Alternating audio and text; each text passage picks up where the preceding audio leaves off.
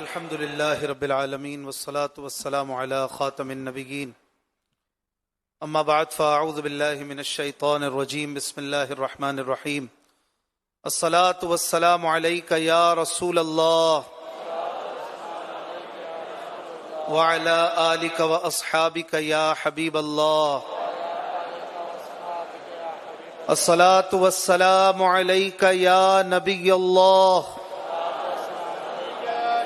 وعلى آلك وأصحابك يا نور الله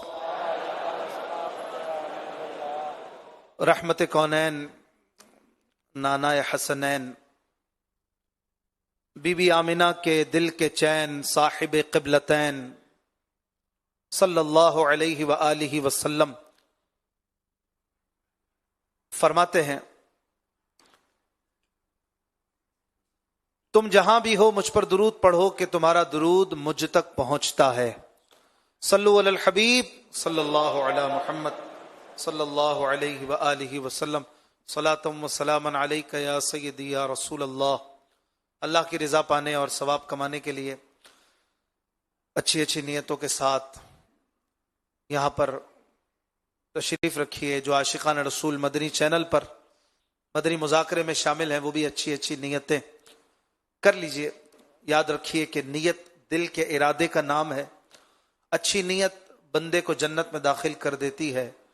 نیت نہ ہو تو عمل کا ثواب نہیں ملتا. میں بھی نیت کرتا ہوں, آپ بھی نیت کریں, اور نیت بھی اس لیے کریں کہ اللہ پاک راضی ہو جائے اور ثواب بڑھے. نیت کر لیں کہ علم دین سیکھنے کے لیے اور عشق رسول بڑھانے, عشق صحابہ و اہل بیت بڑھانے کے لیے ہم یہاں جمع ہیں. امیر اہل سنت کی اور دیگر علماء اکرام کی زیارت بھی کریں گے. مسجد میں جو بیٹھے ہیں وہ بھی ثواب کی نیت سے بیٹھے ہیں, اور بھی مزید اچھی اچھی نیتوں کے ساتھ کہ جو سیکھیں گے اسے آگے پہنچانے کی کوشش کریں گے.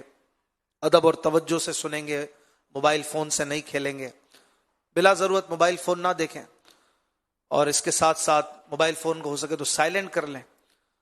پھر آخر میں دعا بھی ہوتی ہے, صلاۃ و سلام بھی ہوتا ہے, ملاقات ہوتی ہے, انفرادی کوشش وغیرہ ہوتی ہے. ان سب چیزوں کی بھی نیت کر لیں, یہ بھی ثواب کے کام ہیں. کوئی بیمار ملے گا تو عیادت کر لوں گا, کوئی پریشان حال ملے گا اس سے ہمدردی کروں گا, اس سے تعزیت کروں گا وغیرہ وغیرہ. تو نیتیں زیادہ ہوں گی تو ثواب ملے گا, اگرچہ کام نہ بھی ہو سکے.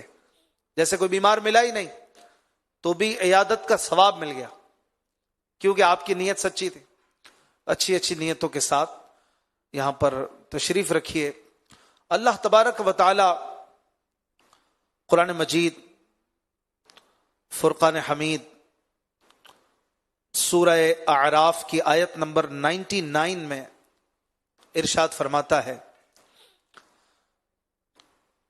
اعوذ باللہ من الشیطان الرجیم بسم اللہ الرحمن الرحیم افامنوا مکر اللہ فلا یأمن مکر اللہ الا القوم الخاسرون. آسان ترجمہ قرآن کنز العرفان. کیا وہ اللہ کی خفیہ تدبیر سے بے خوف ہیں؟ تو اللہ کی خفیہ تدبیر سے صرف تباہ ہونے والے لوگ ہی بے خوف ہوتے ہیں.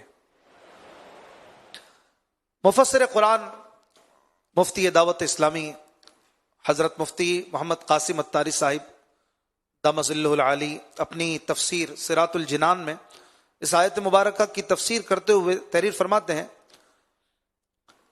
کہ مکر کے لغوی معنی ہے خفیہ تدبیر, اور یہاں اس کا لغوی معنی خفیہ تدبیر ہی مراد ہے.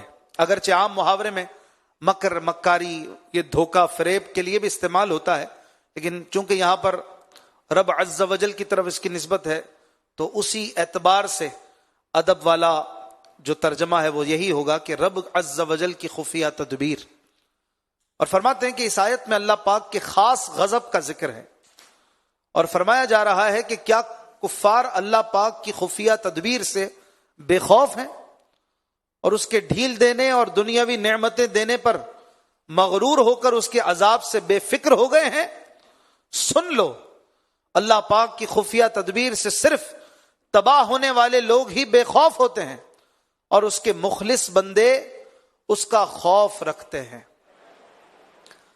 اس سے پتہ چلا کہ اللہ پاک کے خوف کا دل سے نکل جانا سخت نقصان کا سبب ہے۔ اللہ پاک کی ڈھیل یا اس کا کسی بندے کو گناہ پر نہ پکڑنا، یہ اس کی خفیہ تدبیر ہے۔ لہذا ہر وقت اللہ پاک کی خفیہ تدبیر سے ڈرتے رہنا چاہیے۔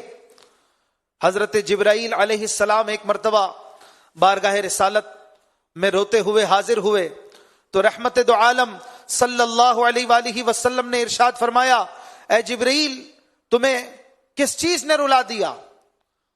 انہوں نے عرض کی، جب سے اللہ پاک نے جہنم کو پیدا فرمایا ہے میری آنکھیں اس وقت سے کبھی اس خوف کے سبب خشک نہیں ہوئیں کہ مجھ سے کہیں کوئی نافرمانی نہ ہو جائے اور میں جہنم میں ڈال دیا جاؤں۔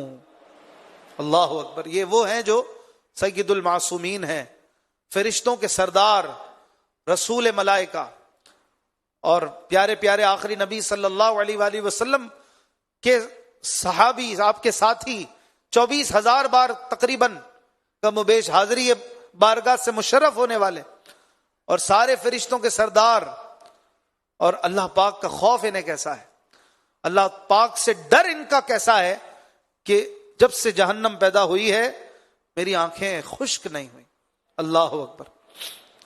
ایک اور روایت میں ہے کہ جب ابلیس کے مردود ہونے کا واقعہ ہوا تو حضرت جبریل اور حضرت میکائیل علیہ السلام رونے لگے تو رب عز و جل نے دریافت کیا، پوچھا، حالانکہ وہ سب جانتا ہے، پھر بھی پوچھا کہ تم کیوں رو رہے ہو؟ انہوں نے عرض کی، اے ہمارے رب، ہم تیری خفیہ تدبیر سے بے خوف نہیں ہیں۔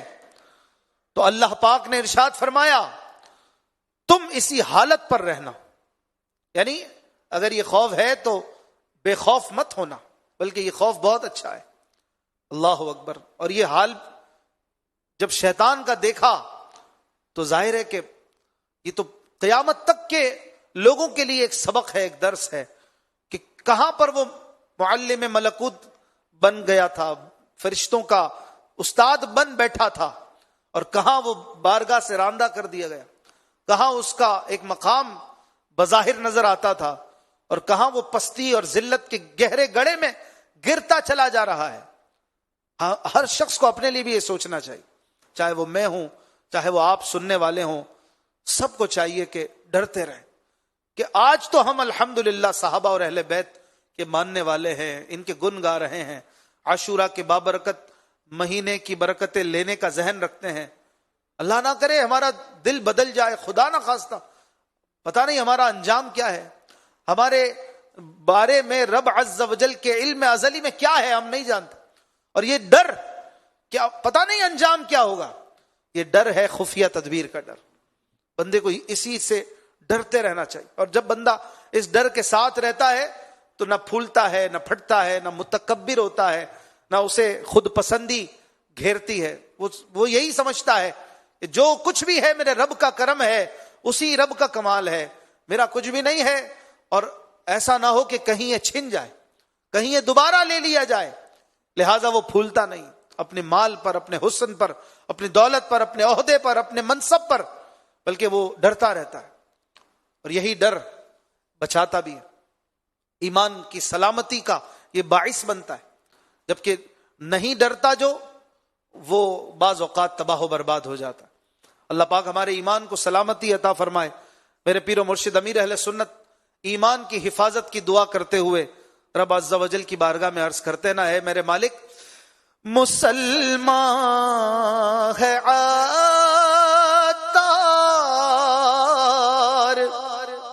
تیری عطا سے،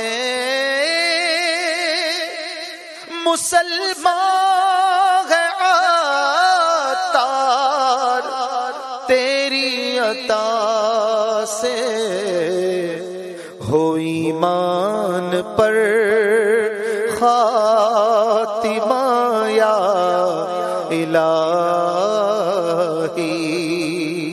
ہو ایمان پر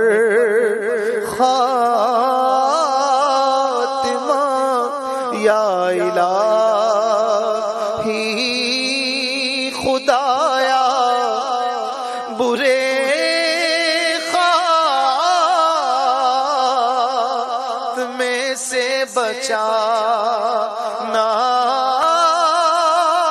خدایا برے خاتمے سے بچانا پڑھوں کلمہ جب نکلے دم یا الہی پڑھوں کلمہ جب نکلے دم یا الہی ہو ایمان پر خاتمہ یا الہی آمین بجاہ خاتم النبیین صلی اللہ علیہ وآلہ وسلم۔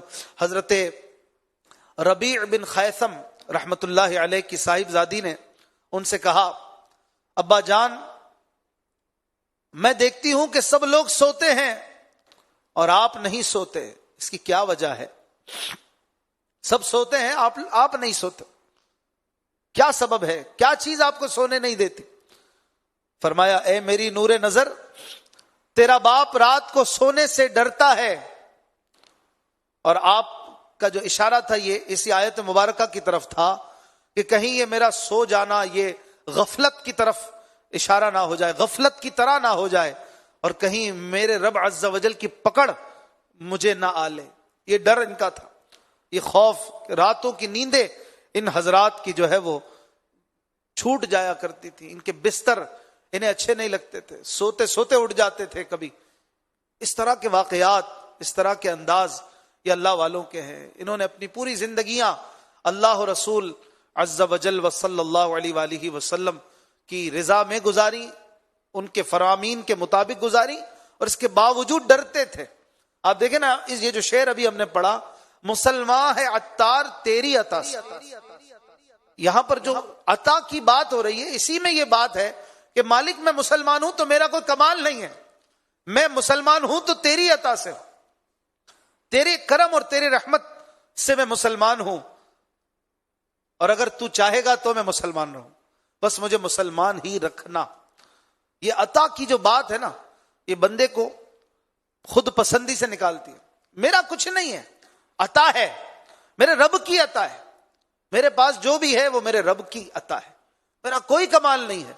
جب بندہ یہ اقرار کر لیتا ہے، یہی شکر کی پہلی منزل بھی ہے، یہی شکر کی پہلی سیڑھی ہے، بندہ اقرار کرے کہ یہ جو عطا ہے یہ میرے رب کی عطا ہے، میرا بولنا، میرا سننا، میرا سونگھنا، میرا چھونا، میرا دیکھنا، میرا کھانا پینا ہضم کرنا، یہ سارا نظام میرا کوئی کمال نہیں ہے۔ میری صحت میں کوئی راز ہو، جیسے کہ بعض لوگ اظہار کرتے ہیں، ٹھیک ہے بعض اسباب بندہ اختیار کرتا ہے، لیکن سب سے پہلے فنڈامنٹلی بنیادی طور پر یہ سوچ ذہن میں ہو کہ جو بھی ہے میرے رب کی عطا ہے۔ میں اگر صحت مند ہوں میرے رب کی عطا ہے، میری ڈائٹ سے کیا ہے، میرا کچھ بھی نہیں، میرے رب کا کرم۔ یہ شکر کی پہلی منزل۔ بلکہ امام غزالی رحمت اللہ علیہ نے تو یہاں تک درس دیا، اگرچہ یہ توکل کا سبق بھی ہے اور اسی میں شکر بھی داخل ہے، کہ بندہ کھانا کھائے تو یہ نہ سمجھے کہ یہ کھانا میرا پیٹ بھر رہا ہے، یہ میری بھوک مٹا رہا ہے، بلکہ یہ خیال کرے کہ کھانا تو میں نے کھایا لیکن بھوک میرا رب مٹا رہا ہے، یہ میرے رب کی عطا ہے، بھوک مٹ رہی ہے، میرا رب نہیں چاہے گا تو میں 4 پلیٹیں بھی کھا لوں میری بھوک نہیں مٹے گی، یہ میرے رب کی عطا ہے، میرے کھانے سے کچھ نہیں فرق پڑتا۔ یہ ذہن میں ہو، پانی پیے تو یہ سوچے پانی تو میں نے پی لیا لیکن پیاس میرا رب بجھاتا ہے، دوائی کھائے تو یہ سوچے، یہ خیال رکھے دوا تو میں نے کھائی لیکن شفا میرا رب عز و جل عطا فرمائے، شفا میرے رب نے دینی۔ یہ سوچ بندے کو رب کی طرف لو لگائے رکھتی ہے، رب کی رحمت کی طرف متوجہ رکھتی ہے، اور یہی ایمان کے لیے ضروری ہے۔ الایمان بین الخوف والرجاء، یہ بات صوفیہ اکرام نے بیان فرمائی کہ ایمان خوف اور امید کی درمیانی کیفیت کا نام۔ اگر خوف نہیں رہا تو بھی تباہی کی طرف جا سکتا ہے، اور امید نہ رہی تو بھی خسارے اور کفر کی طرف جا سکتا ہے، تباہی کی طرف جاتا ہے۔ لہذا خوف بھی ہو اور امید بھی ہو۔ حضرت سیدنا عمر فاروق اعظم رضی اللہ عنہ کا وہ فرمان کتنا خوبصورت ہے کتنا سبق آموز ہے کہ اگر یہ اعلان کیا جائے کہ سب کے سب لوگ جنت میں جائیں گے سوائے ایک کے، تو میں یہ گمان کروں گا کہ شاید وہ ایک جو جنت میں نہیں ڈالا جا رہا وہ میں کہیں نہ ہوں، میں ڈروں گا۔ اور اگر یہ اعلان ہو کہ سب دوزخ میں جائیں گے سوائے ایک کے، تو میں امید رکھوں گا شاید وہ بچ جانے والا میں ہوں۔ یہ ہے امید اور خوف کے بیچ والی کیفیت، ڈر بھی ہو، آنسو بھی بہ رہے ہوں، اور رب عز و جل کی محبت اور اس کی رحمت کی طرف توجہ بھی ہو کہ میرا مالک ہے، میرا خالق ہے، میرا پروردگار ہے، میرا پالنہار ہے، میری لاج رکھنے والا ہے، کہیں بھی تو نہیں چھوڑا اس رب نے، کہیں بھی تو اس نے مجھے چھوڑ نہیں دیا، ہر جگہ اس نے سنبھالا، تو وہ آخرت کی منزلوں میں بھی سنبھالے گا، نزا میں بھی انشاءاللہ الکریم وہ کرم فرمائے گا، وہ رب مہربانی فرمائے گا۔ زندگی کے ہر موڑ پر جہاں میں پھنستا ہوں میرا رب مجھے سنبھالتا ہے، وہ مجھے نزا کی کیفیت میں کیسے چھوڑ دے گا؟ وہ رب رحیم مجھ پر ضرور کرم فرمائے گا، میرا بیڑا پار کرے گا، قبر میں بھی رحمت فرمائے گا، آخرت میں بھی محبوب علیہ الصلوۃ والسلام کی شفاعت عطا فرمائے گا۔ یہ رحمت کی طرف بھی دھیان ہو اور خوف بھی ہو کہ وہی رب جو غفار و ستار ہے، وہ قہار بھی ہے، وہ جبار بھی ہے، وہ بے نیاز بھی ہے، وہ صمد بھی ہے، وہ منتقم بھی ہے، وہ رب بے نیاز ہے، وہ بے نیاز ہے۔ ساری مخلوق اگر معاذ اللہ اس سے منکر ہو جائے، اس کی عبادت نہ کریں، اسے کوئی فرق نہیں پڑتا، ساری مخلوق اس کی عبادت کرے تو اس رب عز و جل کے خزانوں میں کوئی اضافہ نہیں کر دیں گے۔ رب ہے، تو یہ ساری عبادتیں یہ تو اپنے لیے ہم کرتے ہیں کہ ہم اپنے مرتبے بڑھا لیں، رب عز و جل کی بارگاہ میں کوئی مقام حاصل کر لیں، اس کی رضا پا لیں۔ تو بس بندے کو چاہیے کہ خوف اور امید کے درمیان رہے، ڈرتا رہے، سوچتا رہے آخرت میں بنے گا کیا۔ دنیا دنیا دنیا دنیا کرتے کرتے آخر بال سفید ہونے کو آئے، بڑھاپا نزدیک ہے، قبر نظر آ رہی ہے، پتہ نہیں آج گئے کہ آج گئے، کیا بنے گا؟ ڈرتے رہے۔ امام اہل سنت اعلی حضرت امام احمد رضا خان رحمت اللہ تعالی علیہ آپ سمجھاتے ہوئے کہتے ہیں نا، فرماتے ہیں راہ پر خار ہے کیا ہونا ہے، راہ پر خار ہے کیا ہونا ہے، پاؤں افگار ہے کیا ہونا ہے، پاؤں افگار ہے، افگار یعنی زخمی، پاؤں بھی زخمی ہے، راہ بھی کانٹے دار ہے، اتنی تکلیف دہ دشوار منزل پہ چلنے والے تو کیسے بے نیاز ہو سکتا ہے اپنی منزل سے، اور لا ابالی پن کے ساتھ چلتا چلا جا رہا ہے، مزے کرتے ہوئے، ہنستے ہوئے، مذاق مستی کرتے ہوئے۔ ارے تیرا تو پورا فوکس ہونا چاہیے، راہ بھی پرخار ہے، پاؤں بھی زخمی ہیں، کہیں میں گر نہ پڑوں، کہیں ڈگمگا نہ جاؤں، اگر ایسا ہوا تو منزل چھوٹ جائے گی۔ تو یہ سمجھا رہے ہیں پاؤں افگار ہے کیا ہونا ہے، ارے او مجرم بے پرواہ دیکھ، ارے او مجرم بے پرواہ دیکھ، ارے او مجرم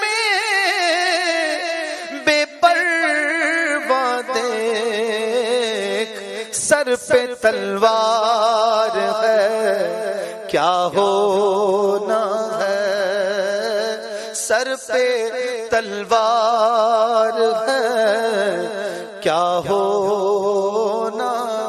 یہ تلوار موت کی تلوار ہے، یہ لٹک رہی ہے، کب گر جائے پتہ نہیں، اب گری کہ اب گری، ایک تلوار ہے جو لٹک رہی ہے سر پر، اور جب وہ وقت آ جائے گا تو پھر وَلَن يُؤَخِّرَ اللَّهُ نَفْسًا اِذَا جَاءَ أَجَلُهَا، اللہ پاک پھر کسی کے موت کو مؤخر نہیں فرماتا، جب وقت آ گیا دی اینڈ، اب کوئی مہلت نہیں ملتی ہے، ملک الموت کسی کو مہلت نہیں دیتے، لہذا بندہ ڈرتا رہے، بندہ خوف زدہ رہے، گناہ کرتے ہوئے خاص طور پر ڈرے، ابھی موت آ گئی تو کیا کروں گا، گناہ چھوڑ دے، اور موت کے خیال سے گناہ چھوٹ جاتا ہے، ورنہ رب عز و جل تو دیکھ رہا ہے۔ اللہ پاک خبردار ہے کہ ہم کیا کر رہے ہیں۔ اللہ پاک ہماری ناتوانی کمزوری پر رحم فرمائے۔ اعلیٰ حضرت سمجھاتے ہوئے فرماتے ہیں مزید کہ چھپ کے لوگوں سے کیے جس کے گناہ، چھپ کے لوگوں سے کیے جس کے گناہ،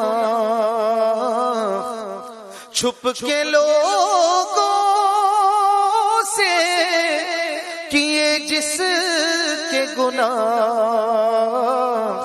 وہ خبردار ہے کیا ہونا ہے، وہ خبردار ہے کیا ہونا ہے، راہ پرخار ہے کیا ہونا ہے، پاؤں افگار ہے کیا ہونا ہے۔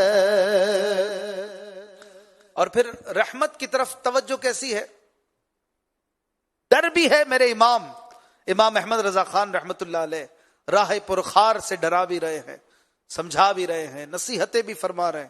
ایک سے بڑھ کر ایک شعر ہے اس کلام میں، گھر بھی جانا ہے مسافر کہ نہیں، مت پہ کیا مار ہے، کیا ہونا ہے۔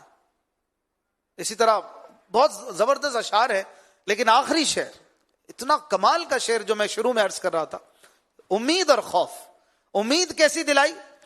فرماتے ہیں کہ کیوں رضا کڑھتے ہو ہنستے اٹھو، کیوں رضا کڑھتے ہو ہنستے اٹھو، کیوں رضا کڑھتے ہو ہنستے اٹھو، جب وہ غفار ہے کیا ہونا ہے، جب وہ غفار ہے کیا ہونا ہے۔ اللہ کریم کی رحمت کی طرف بھی توجہ رہے، اللہ پاک کی خفیہ تدبیر کو بھی بندہ پیش نظر رکھے اور اس طرح سے زندگی گزارے۔ ہمارے پیارے پیارے آخری نبی صلی اللہ علیہ وآلہ وسلم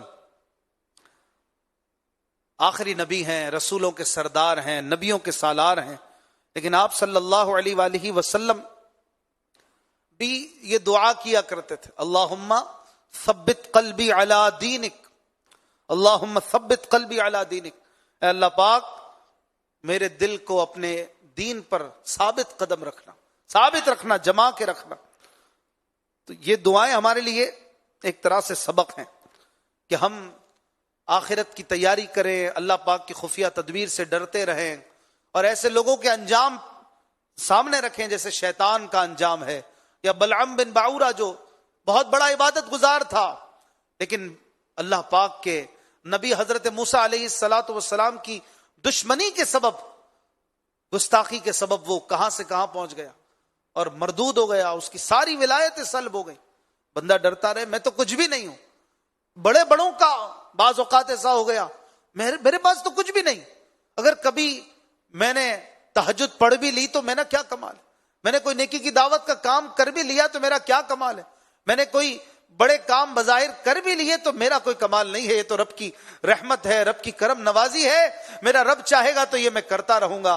اور خدا نہ خواستہ اگر یہ میرے رب عز و جل نے عطا اپنی روک لی، اب میرے رب عز و جل نے یہ نعمت لے لی تو میں تو کچھ نہیں کر سکتا۔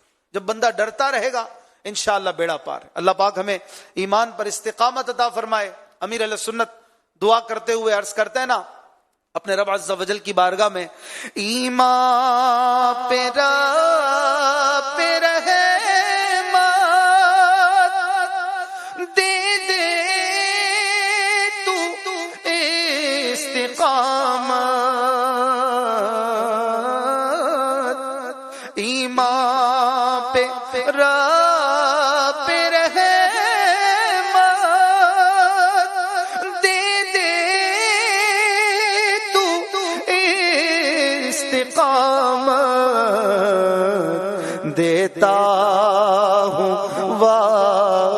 واسطہ میں تجھ کو تیرے نبی کا دیتا ہوں واسطہ میں تجھ کو تیرے نبی کا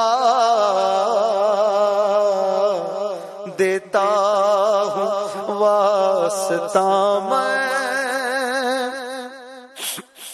حضرت سیدنا حسن بصری رحمت اللہ تعالی علیہ کے بارے میں آتا ہے کہ آپ 40 سال تک ہنسے نہیں، آپ کے چہرے پہ ہنسی نہیں دیکھی گئی۔